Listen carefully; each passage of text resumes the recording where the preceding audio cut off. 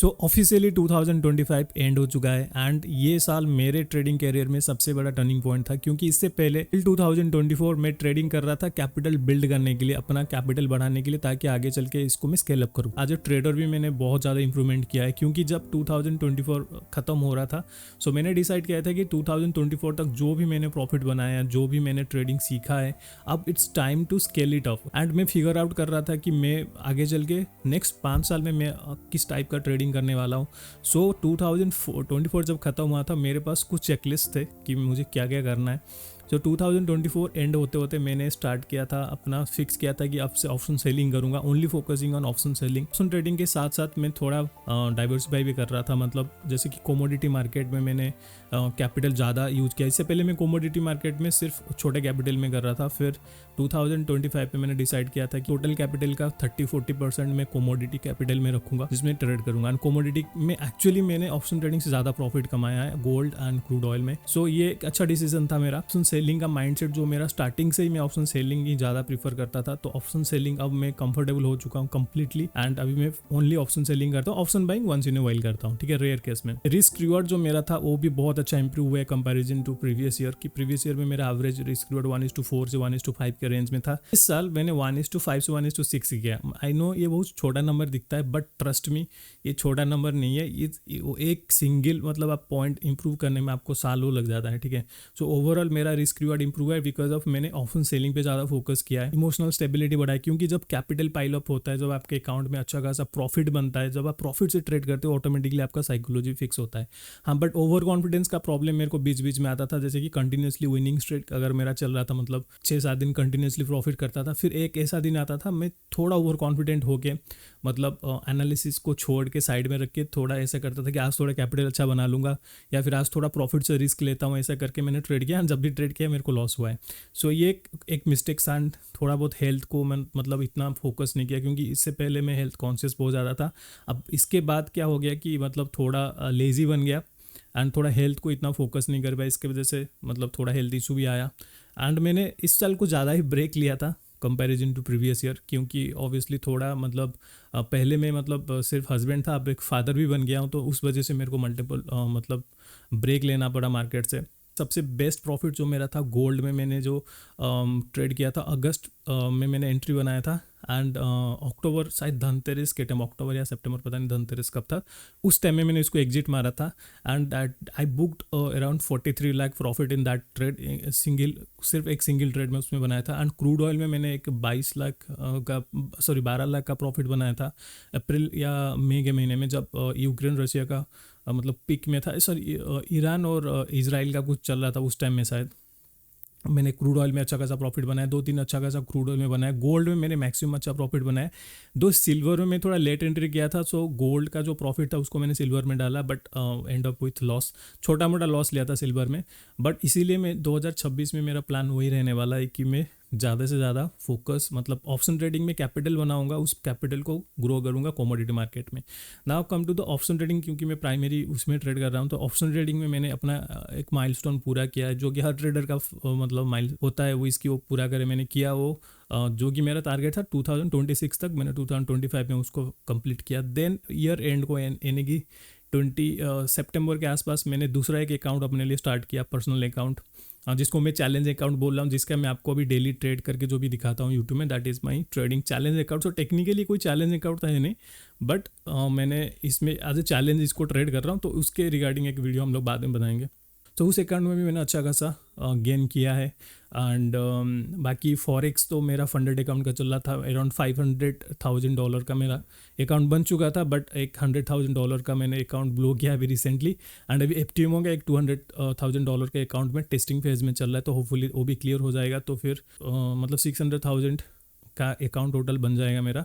तो funded account वगैरह ये मैं बहुत पहले से कर रहा हूँ, ये नया नहीं है। तो ओवरऑल अगर मतलब इस साल में सिर्फ 2 या 3 अकाउंट परचेज़ किया था, एंड मतलब 3-4 अकाउंट परचेज़ किया था, उसमें से 2 क्लियर हुआ था मेरा। तो ओवरऑल अभी मेरे पास अराउंड $400,000 का अकाउंट है, एंड एक $200,000 का मैं भी टेस्ट कर रहा हूँ। So through out this year मैंने बहुत कुछ सीखा है, चाहे डिसिप्लिन पे काम करना, चाहे अपना इमोशनल मतलब जो इमोशनल स्टेट को समझना कि मैं आज रेडी हूँ ट्रेड करने के लिए या नहीं, ये सब चीज़ को समझना, प्लस अपना क्योंकि अकाउंट में स्केल अप किया हूँ अपना, तो ये एक होता है कि जब आप स्मॉल कैपिटल में ट्रेड करते हो तो तब आप वो कॉन्फिडेंस थोड़ा कम फील करते हो कंपैरिजन टू जब आपके पास बड़ा कैपिटल होता है। तो बड़ा कैपिटल में ट्रेड करने में आपको कॉन्फिडेंस फील होगा, बट रिस्क मैनेजमेंट पे बहुत ज़्यादा काम करना पड़ता है, नहीं तो एक छोटा सा मिस्टेक में आपका कैपिटल भी लो हो सकता है। तो इस साल क्योंकि कैपिटल ग्रो किया था, तो उस हिसाब से मैंने अपना रिस्क मैनेजमेंट पे भी इम्प्रूव किया है।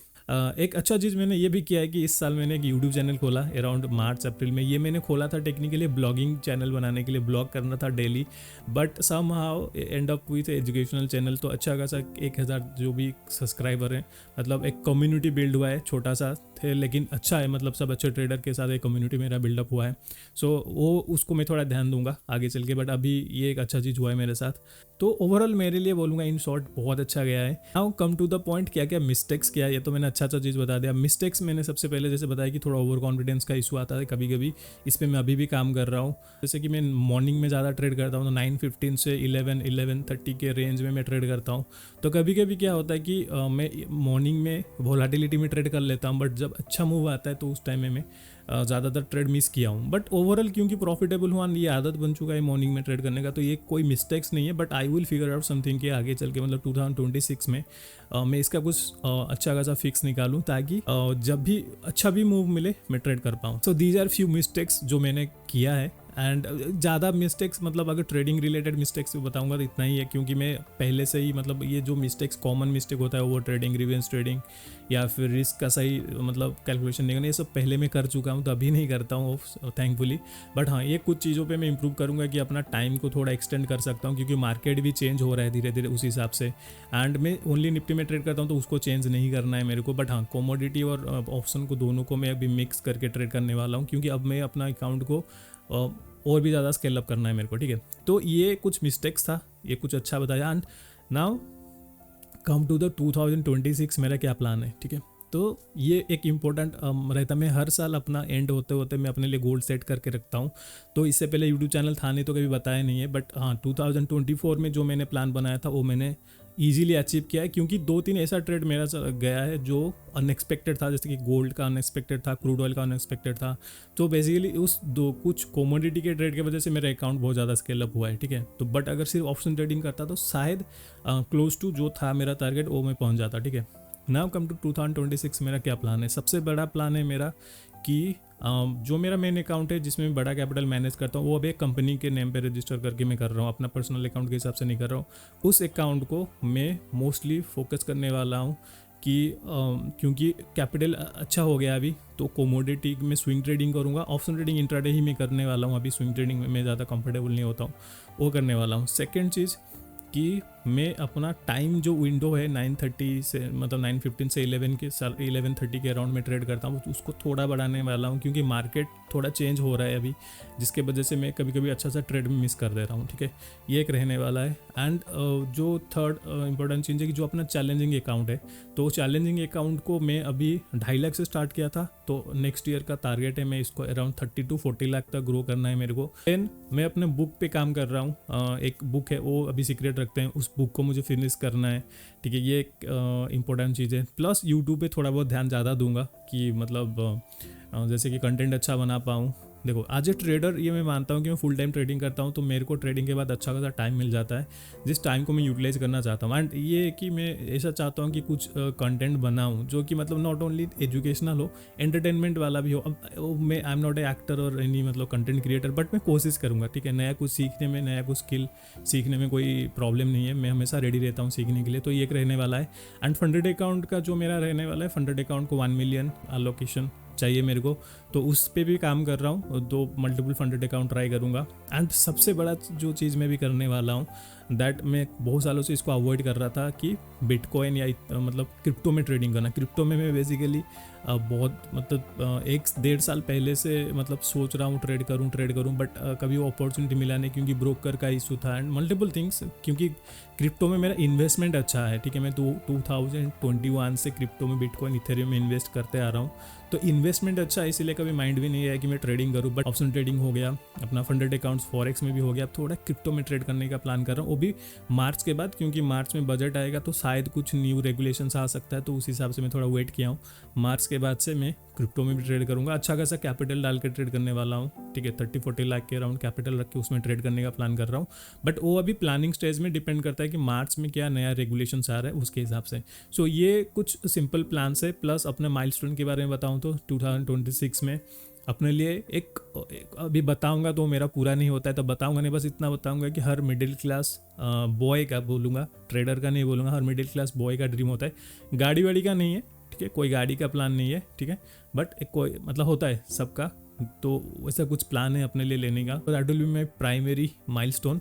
एंड बाकी अकाउंट जो ग्रो होगा वो देखेंगे। मैं अभी मतलब कोई बार सेट नहीं कर रहा हूँ, क्योंकि मेन अकाउंट का मेरा जो है 5 साल के लिए है, ठीक है। अभी 1 साल के लिए मैं प्लान नहीं कर रहा हूँ, 5 ईयर का गोल है मेरा, तो उसको 5 साल के लिए ग्रो करना है। छोटा अकाउंट जो है, जो चैलेंज अकाउंट है, उसमें 30 लाख तक का टारगेट रखा हूँ। अगर 20 to 25 के बीच में बनाऊँगा तो भी बेटर है, क्योंकि ऑलरेडी मतलब बन जाएगा, क्योंकि ऑलमोस्ट मेरा कितना 13-14 लाख के अराउंड बन चुका है उसमें, तो आई थिंक बना लूँगा मैं, ठीक है। तो ये कुछ सिंपल माइलस्टोन से, बाकी अगर कुछ नया आता है तो मैं वीडियो में आगे बताऊंगा कभी, ठीक है।